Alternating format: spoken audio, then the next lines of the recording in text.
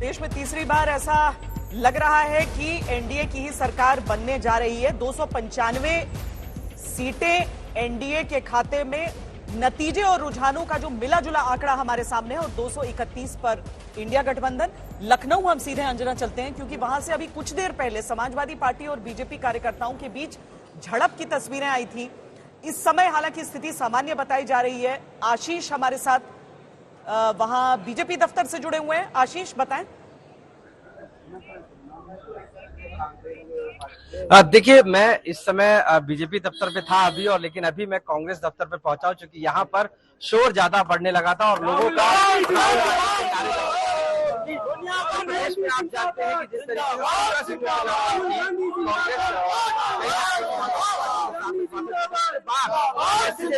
की आवाज ठीक से नहीं आ रही है, थोड़ा सा भीड़ से दूर हो जाइए तब आवाज आएगी ठीक से। कार्यकर्ताओं में जोश हो रहा है और कहीं ना कहीं ये सभी जो कार्यकर्ता हैं, जैसे ही राहुल गांधी की सीट आगे चाहे बड़ी हो, रायबरेली में मान के चले, जैसी 17 सीटों में ये मान के चल रहे हैं, तकरीबन 8 सीटें उत्तर प्रदेश में कांग्रेस की आगे बढ़ रही है, तो कांग्रेस में जान फूंकने का काम हुआ। क्योंकि उत्तर प्रदेश की जो कांग्रेस कमेटी है, भले ही प्रदेश अध्यक्ष आज यहाँ पर मौजूद नहीं है, वो बनारस में है और प्राइम मिनिस्टर मोदी से उनका मुकाबला है, लेकिन कार्यकर्ताओं में, उनके नेताओं में इतना जोश है कि वो यहाँ पहुंच चुके हैं और अब पटाखों की तैयारी है, नारों की तैयारी है लगातार। चूंकि कांग्रेस ऑफिस में बहुत दिनों बाद इस तरीके का माहौल देखने को मिला है कि ये सभी एक साथ एकजुट होकर खड़े हैं। खुशी ये भी है कि उनका जो अब इंडिया अलायंस का पार्ट है, समाजवादी पार्टी, वो लगातार आगे उत्तर प्रदेश में बढ़ रही है। कांग्रेस के जो उम्मीदवार खड़े थे, जो चाहे बाराबंकी से मान के चलिए, रायबरेली से मान के चलिए, जहां कहा जाता था कि अमेठी में बहुत कमजोर कैंडिडेट खड़ा है, अब कार्यकर्ताओं में जोश है। घर से निकलकर अब सीधे ऑफिस पहुंच रहे हैं, यानी कि पार्टी ऑफिस पहुंच रहे हैं और यहाँ पर आके अलग अलग तरीके से अपने अपने नेता को देखना चाहते हैं, कुछ नेता से बात कर रहे हैं। तो ये कहीं ना कहीं ये माहौल उत्तर प्रदेश की राजधानी लखनऊ में कांग्रेस दफ्तर का है। और आप सोचिए कि इसी दफ्तर में आज भले ही प्रदेश अध्यक्ष यहाँ पर मौजूद नहीं है, लेकिन इसके बावजूद हजारों की तादाद में यहाँ पर कार्यकर्ता पहुंचे हुए हैं और वो सभी दूर दराज से उत्तर प्रदेश के अलग अलग एक बार समर्थ के पास चलते हैं। समर्थ, बिल्कुल आप बने रहिए। आशीष, समर्थ आपके पास आते हुए देखिए, अगर हम तमाम नंबर्स को एनालाइज करें तो 303 से फिसलकर बीजेपी लगभग 60 सीटों के नुकसान का सामना कर रही है। उनमें 37 सीटें, 5 पिछली बार की हटा भी दीजिए तो 32 सीटें तो राइज कर गई है समाजवादी पार्टी यूपी में, और ये अपने आप में एक बहुत बड़ा गेम चेंजर बनता हुआ दिख रहा है। कांग्रेस भी 1 से 7 पर पहुंच रही है। मंजीत नेगी हमारे साथ जुड़ रहे हैं इस वक्त, और मंजीत नेगी के साथ गढ़वाल सीट से अनिल बलूनी जो कि उम्मीदवार है वो तो अपनी सीट पर जीतते हुए दिखाई दे रहे हैं, लेकिन ओवरऑल पिक्चर भी उनसे बात कीजिए। मंजीत। बिल्कुल अंजना, अनिल जी, आपका यहाँ पर अगर गढ़वाल लोकसभा में देखें तो 1.5 लाख के आसपास जीत का अंतर बढ़ता जा रहा है। कितनी जीत की और बड़ी जीत की उम्मीद कर रहे हैं? देखिए, अभी काउंटिंग चल रही है, लगभग 1 लाख से अधिक वोटों की गिनती बाकी है और हमें पूरा विश्वास है कि और अच्छी बड़ी मात्रा में वोट मिलेंगे और एक बड़ी जीत की ओर बढ़ेंगे आगे। एक सवाल, ओवरऑल देश की तस्वीर को लेकर जो उम्मीद की जा रही है उसके मुताबिक बीजेपी को नतीजे नहीं मिल रहे हैं। अभी 240-50 के आसपास एनडीए का आंकड़ा फंसा हुआ है बीजेपी का, और एनडीए 300 के आसपास। उसको लेकर क्या कहेंगे? मैं तो मतगणना के केंद्र के अंदर था, लेकिन जितना मैंने देखा और जितना मुझे पता लगा है कि बहुत सारी सीटें ऐसी हैं जिनमें बहुत क्लोज अभी कॉन्टेस्ट चल भी रहा है, और हमें पूरी उम्मीद है कि जहां पर क्लोज कॉन्टेस्ट चल रहा है वो हम जीतेंगे भी और अच्छी तरीके से सरकार भी बनाएंगे। तो आपको उम्मीद है कि तीसरी बार जो नारा दिया गया था नरेंद्र मोदी के नेतृत्व में मजबूत सरकार बनी? निश्चित तौर पे अभी आप इंतजार कीजिए, जरूर होगा। और आप यहाँ से बड़ी जीत के साथ दिल्ली निकलने की तैयारी है आपकी? अभी देखते भी, मेरा मतगणना चल रही है, मैं तो थोड़ी देर के लिए निकल के आया हूँ, फिर उसके बाद जरूर करेंगे। बहुत धन्यवाद। तो अंजना, अनिल बलूनी अभी भी एक बात पूछते ना मंजीत उनसे, अगर एनडीए की सरकार बन रही है तो क्या आप अगले आईएनबी मिनिस्टर से बातचीत कर रहे थे, क्या होगा? क्योंकि बहुत लोग ये मानते हैं जिस तरह से उन्होंने मैनेज किया है लगातार पार्टी को, पार्टी दफ्तर को, अगर वहीं पर दिख रहे हैं, जल्दी से अगर आप उनसे पूछ सके तो कोशिश कीजिए, ये सवाल जरूर पूछेगा।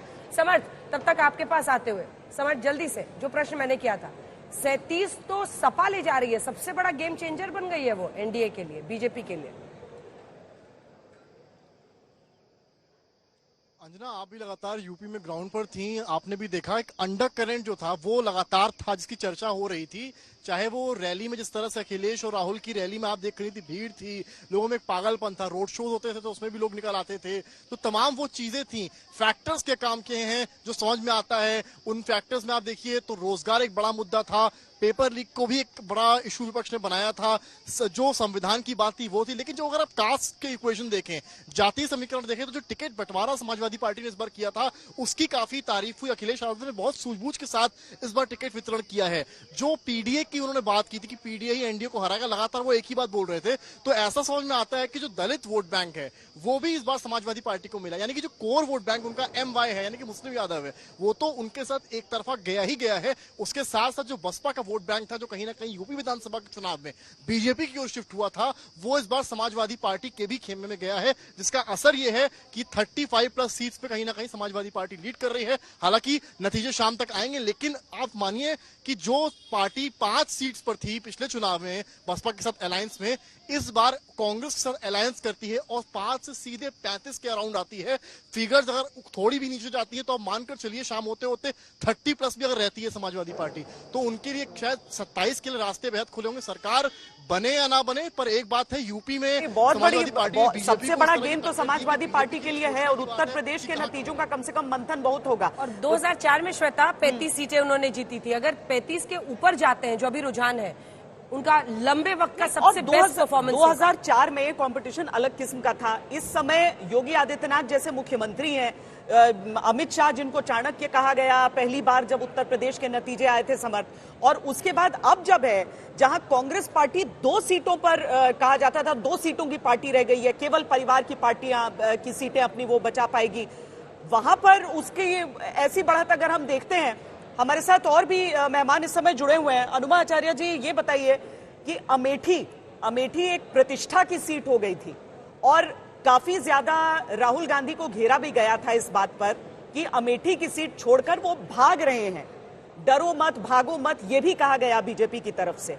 और अब जब अमेठी की सीट पर लगातार लीड किशोरी लाल जी की तरफ से दिख रहा है, तो ये कांग्रेस पार्टी इसे अपनी बहुत बड़ी जीत के तौर पर अमेठी को देखेगी अगर वहां से निर्णय भी वही आया जो लीड दिख रही है।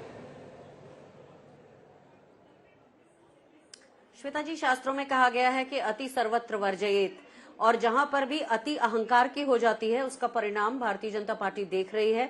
मार्केटिंग से या लोगों को भ्रम में डाल के आप कुछ बार जरूर जीत हासिल कर सकते हैं, लेकिन अंततः लोगों को जब सच पता चलता है